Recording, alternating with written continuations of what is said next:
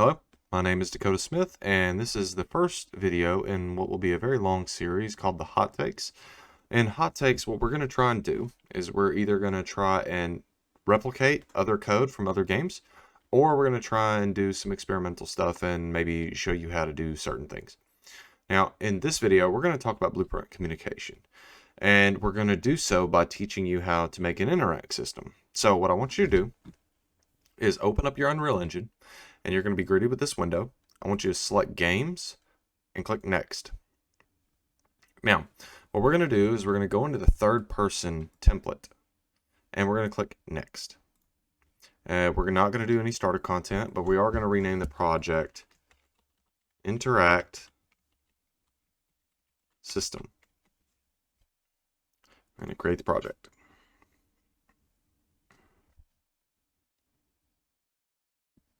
Now, we get in a problem-solving mode. So we need to know exactly how our code is going to function. And I'll give you a brief demonstration here of what it's going to do. So we have our player character, and we're going to just go ahead and open up the player character. We're going to open it up, and we're going to maximize, then I'm going to minimize. All right, we have our player character. We want an interaction system, which is an actor you can place in the level that the character can walk up to and interact with. Now, let's just pretend like there's an actor here. We want the player to be able to travel up to this interactable, and if he's within a certain range, be able to interact with it. Now, a lot of people would do a base interactable, and that's fine, and then they would make children blueprints off of that class. There's nothing wrong with that. That will not be what we're going to do here because it's not exactly that flexible. It has to be of a certain class, and we may want many different classes to be interactable. So if we have just an object with a static mesh interactable and we use that as our base, then if we have a character, and we would have to write separate logic for interaction with NPCs, which we don't want to do. So I'm going to go ahead and erase this. And what we're going to do is we're going to talk about blueprint communication. Now, blueprint communication can be done in a variety of ways. Most of the time it's done with casting. Casting is not very optimal, and the way we're going to do it is even less, but it makes up for it in its versatility. So I'm going to erase this, and we're going to talk about it in a more in-depth way. So say I have a chest.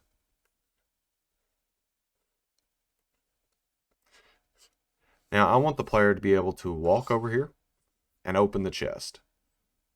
This will be a different interaction type altogether than what would be a player character or an NPC in their interactions. So we're going to actually make the base class an actor in the references. That way we only have to pass in an actor variable. So I'm going to go ahead and erase this. And what we're going to do is we're going to talk about a way of blueprint communication that operates more like a post office. So let's give our post office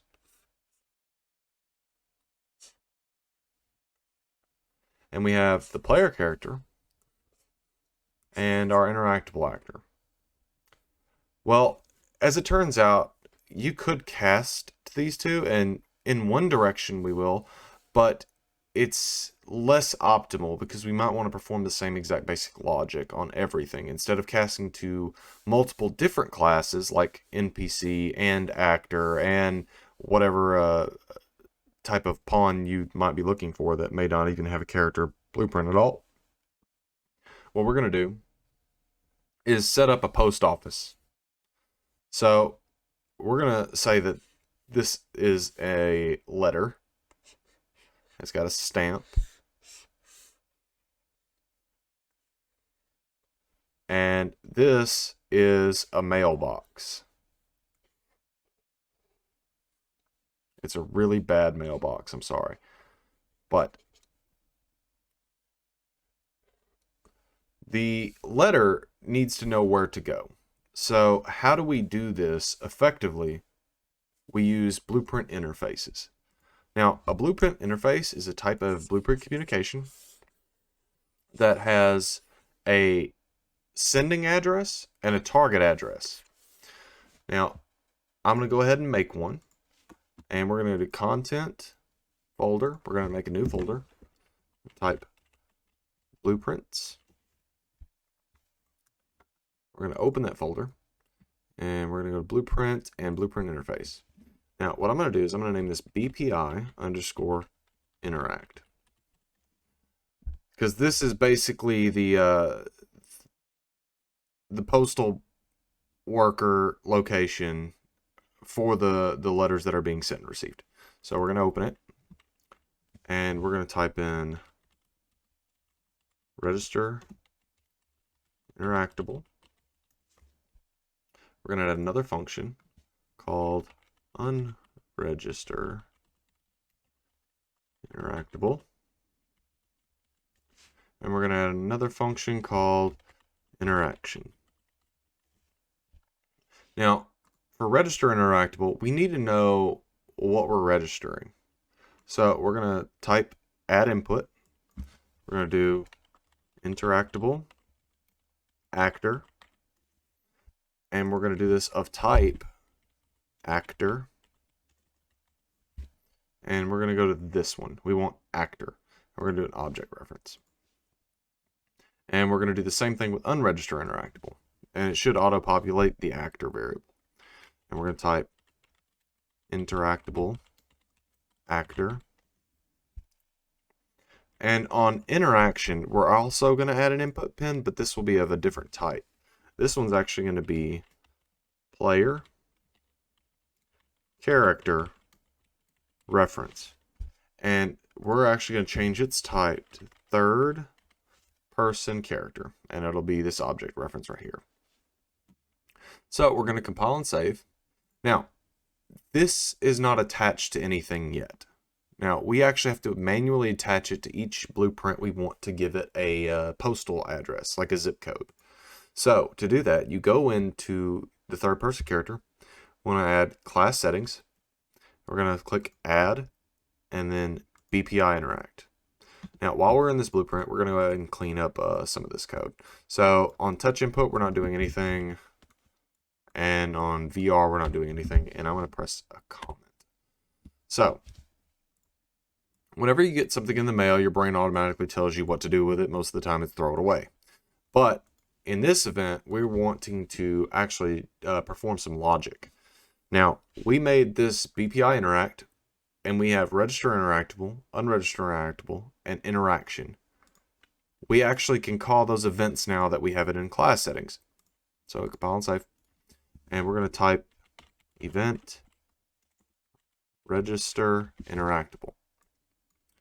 And event unregister interactable. Now we're going to compile and save.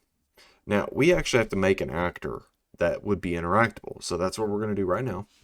We're going to go back to content, back to blueprints, and then we're going to create a new folder, and we're going to call this interactables. Now we're going to open up this interactables folder, and we're going to create a new blueprint class. And we're going to click actor, and we're going to call this BP base interactable. Now we're going to open it up, and because this is also going to have a zip code, we're going to go to class settings, and we're going to click add and BPI interact. So both the player character and anything that needs to be interacted with needs to implement this interface. So what is our actual problem? What are we trying to solve again? Now we're trying to make it to where we have a actor that's in the world, that we have a sphere around. That way we know when this player comes in contact with this radius, we want it to understand that it's in range to interact. So that's what we're going to do right now. We're going to set up that functionality. So what we're going to do is we're going to go back to the BP base interactable. We're going to add a component, and the first thing we're going to add is static mesh. Now we're going to go to this bottom one, the static mesh component, and we're going to call this interactable mesh. And I always put underscores between my words. And from interactable mesh, we're actually going to select the static mesh. We're going to do 1 meter cube. We're going to compile and save. Now, what I want you to do is add another component, and we're going to call this sphere collision, and we're going to call this interactable area. And I want you to pay very close attention to where you added it. So if you add this to an object, say interactable mesh, it will scale and transform with that. We might not want that. We actually want to take it, click it, and drag it onto the default scene root, and we're going to press attach. And then we're going to compile, and we're going to save. Now, we got to find out an interactable area, and we do that with sphere radius. So you can do that however you want to. I'm just going to type numbers until it looks good. Oh, that actually looks pretty good. So 110 is where I'm going to put it. Now, collision, like these sphere collisions, box collision, capsule, whichever collision type you want, they actually fire events when an actor overlaps them. So if our player character were right here and came into this volume, it would fire an event. Now, we don't have that event set up, but it's pretty easy. If you select interactable area and go down to this the right events tab on the details panel, you have 2 events that we're going to be looking at. And that's on component begin overlap and on component end overlap. Now, let's go ahead and select begin overlap. And we're going to go back to the viewport and add an end overlap. That way they're nice and neat right beside each other. Now, we want to make sure whatever actually overlapped is actually the actor. We don't want to fire this event when any actor overlaps. We just want it when the player. So we're going to drag off. We're going to type a new different type of Blueprint communication called casting. We're going to cast to third person character. And we also want to do the same down here at the end overlap, because we still want to make sure that it's the character that unoverlapped an object. So now we get to the post office part. So out of this execute pin, when something overlaps, we want it to fire an event. Now we're going to do this by dragging out, unchecking context sensitive, and typing register interactable. And what we want is the message. It'll have this little message icon at the top. Now is where it should start looking like it makes sense. So we have a target, which is obviously going to be our character, because that's where the register interactable event is. Now, our interactable actor, we want to know what interactable actor we're actually looking at. So in the player blueprint, it's going to register a new variable of type actor that's going to be input by interactable actor. So we're going to drag off interactable actor, and we're type self. That way we know which actor in the world the player's trying to interact with. Now we're going to do the same off of end overlap, except it's going to be unregister interactable. And the target's going to be the same. We're still going to fire it to the player character, and our interactable actor is still going to be the same, so we're going to hook it to self as well. That means that when it overlaps this actor, it's going to fire an event to third person character that fires out of this execute pin right here. It's going to perform a function right there. Now, when it ends overlap and it's the character, it's going to unregister that interactable, which is going to fire the execute pin right here. So what we're going to do is we're going to want to save whatever actor it is as a variable. So we're going to right click this pin, we're going to promote it to a variable, and we're going to type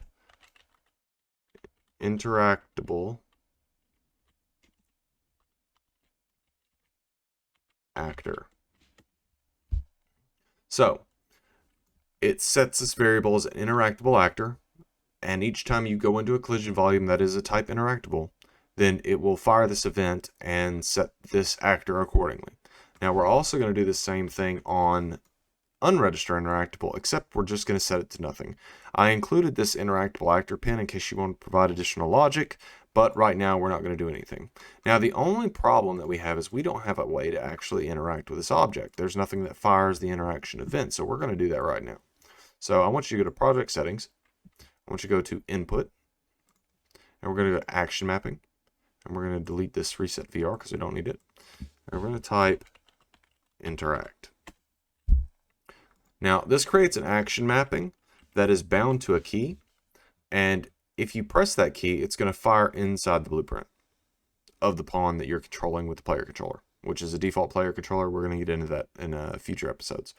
So we're going to just default the key to E. Now we need to go back to the player character and get that event. So interact, and we want to find the action event because that's the one we just created in the input tab. So under action event, interact, we want to find out if the interactable actor here is actually valid. So we're going to do that by dragging off of it, and we're going to type is valid, and we want the question mark is valid. What this does is make sure that if the value of interactable actor is set to something, it will be valid. If it's set to nothing, it will not be valid. When you register an interactable, you set the interactable actor to something valid, meaning the self of the actor that sent the message. If you unregister that interactable, it's going to set it to nothing, which will force this to be not valid. So off of is valid, because we only want to interact with something that is valid, we want to fire another message. And we're going to fire the interaction message and uncheck context sensitive. So we're going to fire this message. Now, on interactable actor, we want to plug that into the target because that's what we're telling to interact with us. Under the player character reference, we want to set that and set it to self. That way, that actor knows, has a handle on who we are, what we are, and can perform logic based on what actor is actually overlapping it. So we're going to do this. Event interaction,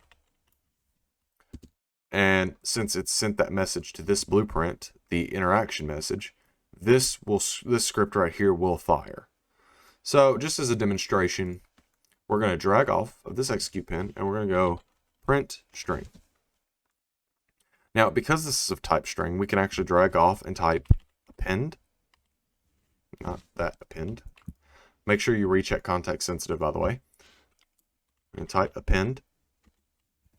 And we're going to go to string append. Now, I want to add one pin because we're actually going to have 3 sections. Now, we want to actually name this variable so we can tell what we're interacting with in the interface.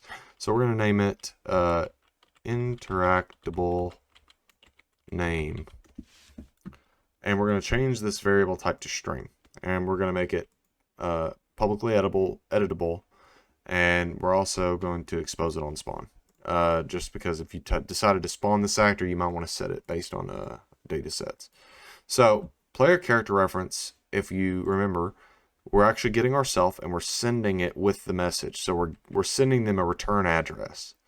Now if we switch back to BP base interactable, we can actually get that address's display name, and we're going to type it into A on this append node. Now on B, we're going to press space, and we're going to type has interacted with, and another space, because these don't add spaces in between. And then we're going to go with the interactable name. We're going to drag off and plug it into C.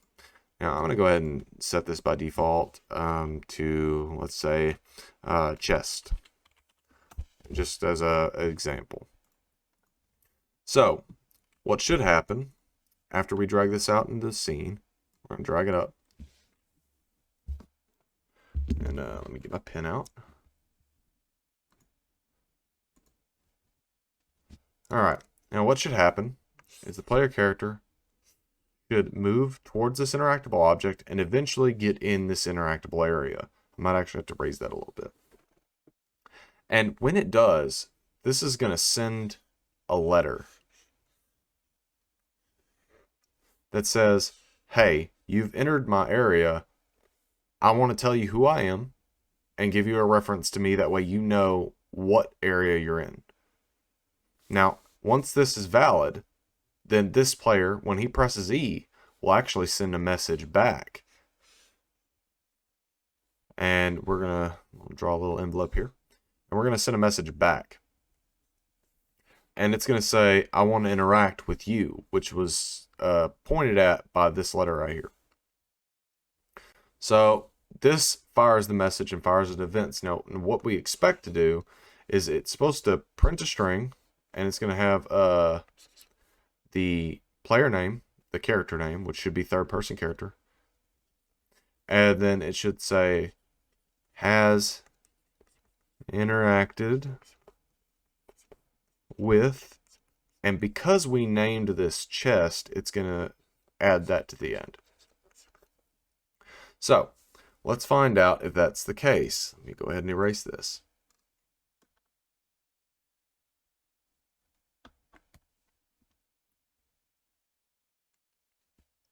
So if we hit play,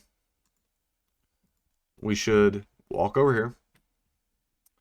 And because I'm in that interactable area, if I press E, it should print that to string.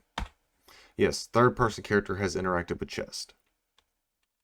Now, let's get a little bit more advanced with it, because this interaction system is actually very flexible. Instead of casting to BP8 base interactable like a lot of people do, what I like to do is I'm going to go to third-person character to explain this. I'm going to duplicate the third-person character, and I'm going to call this BP base NPC. Now I'm going to open base NPC, and I'm going to go ahead and delete all the stuff that's in it and click compile and save.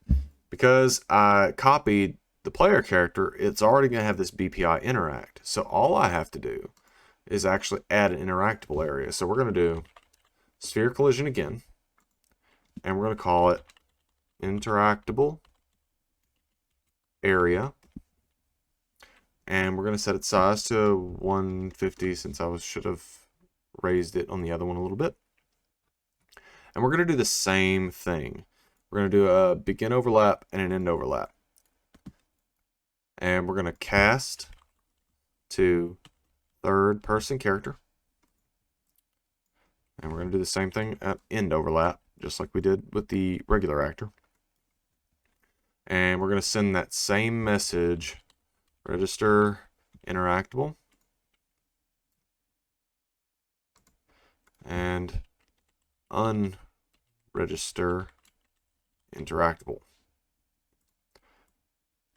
And the target's going to be the same. The target's always going to be the character, and the interactable areas or actor is always going to be self. That way the player always knows no matter what class is being interacted with. So we're going to go ahead and drag this out and interactable into self. And event interaction. Oh, I just hit my mic. And off of an event interaction, we're going to give this another name, and we're going to call it NPC name. And we're going to make it a type string. Compile, save. And we're going to drag off, and we're going to do exactly what we did, but this should provide a different name. So off of here, we're going to drag append.